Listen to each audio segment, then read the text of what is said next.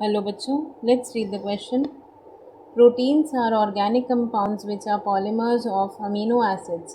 Each amino acid consists of a central carbon bound to an amino group, a carboxylic group, a hydrogen group and a variable R group. In the aqueous medium, a protein possesses both cationic and anionic groups. At a specific pH, a protein may be electrically neutral because the number of positive charges are exactly balanced by the number of negative charges. This pH is known as isoelectric point. Name one acidic and one basic amino acid. So देखिए यहाँ पे हमारा की concept क्या है.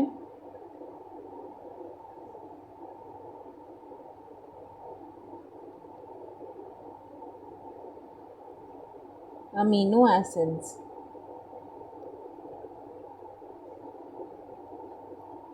सो देखिए जो हमारा एमिनो एसिड्स होते हैं इनका बेसिक स्ट्रक्चर क्या होता है. यहाँ पे कार्बन जो कि जुड़ा होता है एक हाइड्रोजन से और यहाँ पे प्रेजेंट होता है एक आर ग्रुप, फंक्शनल ग्रुप, जिसमें क्या होता है एलिफैटिक के केस में एल्काइल ग्रुप होता है और एरोमेटिक अमीनो एसिड्स के केस में ये होता है एराइल ग्रुप, यानी कि जिसमें एरोमेटिक रिंग जो है वो प्रेजेंट हो. तो और इसके अलावा एक जुड़ा होता है carboxylic group, carboxylic acid, carboxyl group. और यहाँ पर आता है एक अमीन ग्रुप.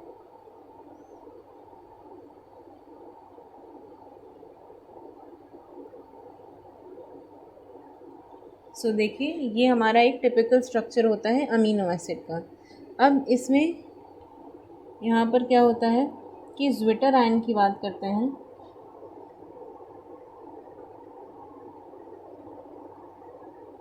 ज्विटर आयन क्या होता है, ये अमीनो एसिड ज्विटर आयन का एक बहुत अच्छा एग्जाम्पल होता है. देखिए ज्विटर आयन मतलब ऐसे मॉलिक्यूल्स जिसमें कम से कम दोनों तरीके के फंक्शनल अलग दो कम से कम दो अलग अलग फंक्शनल ग्रुप प्रेजेंट हों. तो आयंस हैविंग, या फिर हम कह सकते हैं ज्विटर आयन मतलब molecule having at least two different functional groups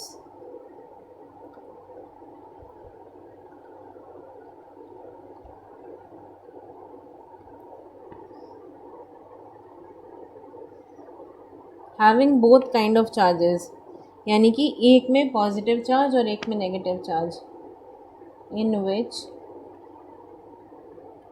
one having positive and other having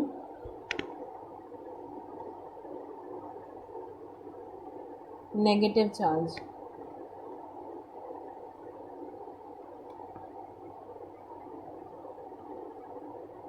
मतलब देखिए अगर हम सबसे बेसिक अमीनो एसिड की भी बात करें तो यहाँ पे देखिए कार्बन, हाइड्रोजन, ये जो COOH वाला जो हमारा कार्बोक्सिल ग्रुप है उस पर क्या आ जाएगा, नेगेटिव चार्ज आ जाएगा. ये एक प्रोटॉन को लूज़ करेगा. और जो आपका अमीन ग्रुप था ये R जो है ये एज इट इज़ रहता है, R में कोई चेंज नहीं आता. और ये जो हमारा अमीन ग्रुप है इस पर क्या आ जाता है, इस पर पॉजिटिव चार्ज आ जाता है. अब देखिए दो अलग अलग फंक्शनल ग्रुप अमीन और कार्बोक्सिल, इसमें जो NH3 वाला ग्रुप है जिस पे पॉजिटिव चार्ज आया है और जो COO वाला है उस पर क्या आया है, नेगेटिव चार्ज. तो एक पे पॉजिटिव एक पे नेगेटिव, टोटल जब हम नेट देखेंगे तो वो क्या हो जाएगा, net charge is neutral. So the overall charge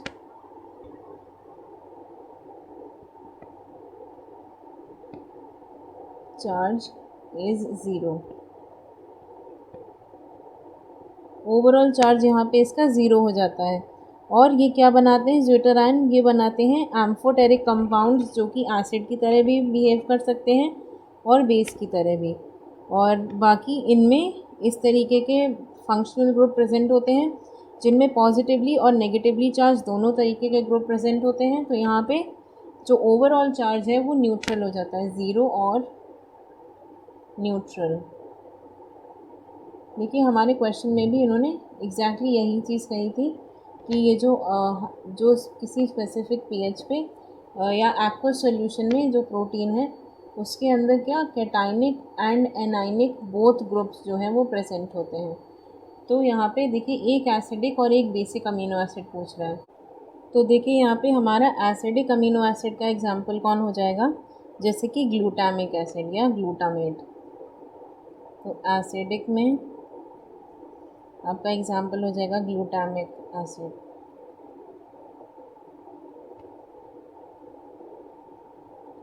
जो क्या होता है, ग्लूटामेट होता है। अब ये क्या होता है यहाँ पे, जिनमें कार्बोक्सिलिक ग्रुप की संख्या एमीन ग्रुप से ज़्यादा होती है, जिसमें एसिडिक जो ग्रुप है उसकी संख्या ज़्यादा होती है। और यहाँ पे देखिए दो COOH ग्रुप प्रेजेंट है यहाँ पे इस तरीके से, एक इधर और एक इस तरफ। ये देखिए यहाँ पे दो COOH ग्रुप हैं और बीच में ये एक NH2 है। तो यानी यहाँ पे दो कार्बोक्सिलिक ग्रुप हैं और एक अमीनो ग्रुप है, तो ये हो गया एसिडिक। और बेसिक में क्या होता है कि जो बेसिक अमीनो एसिड ग्रुप्स जो होते हैं उनमें बेसिक की संख्या ज़्यादा होती है, यानी जो अमीन वाला है उसकी संख्या ज़्यादा है। जैसे कि यहाँ पे आपका एग्जाम्पल हो गया हिस्टिडीन।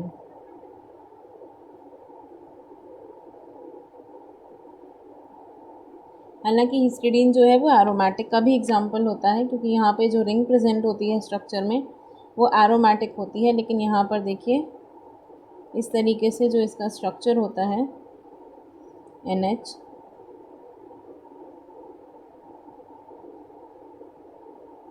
और ये जोड़ा हुआ होता है इस तरीके से, यहाँ पे NH2 है और ये फिर COOH वाला ग्रुप उसका ब्रेकडाउन। तो ये बेसिक में आपका एग्जाम्पल हो गया हिस्टिडीन, और एसिडिक में ग्लूटामिक एसिड, जिसमें कार्बोक्सिलिक एसिड की जो नंबर हो मॉलिक्यूल्स का वो ज़्यादा हो, तो वो हमारा क्या हो जाएगा एसिडिक। और जिसमें बेसिक फंक्शनल ग्रुप्स का या R जो है वो भी बेसिक हो, और या फिर अमीन फंक्शनल ग्रुप्स की संख्या कार्बोक्सिलिक या एसिडिक फंक्शनल ग्रुप से ज़्यादा हो, तो वो हो जाएगी बेसिक अमीनो एसिड।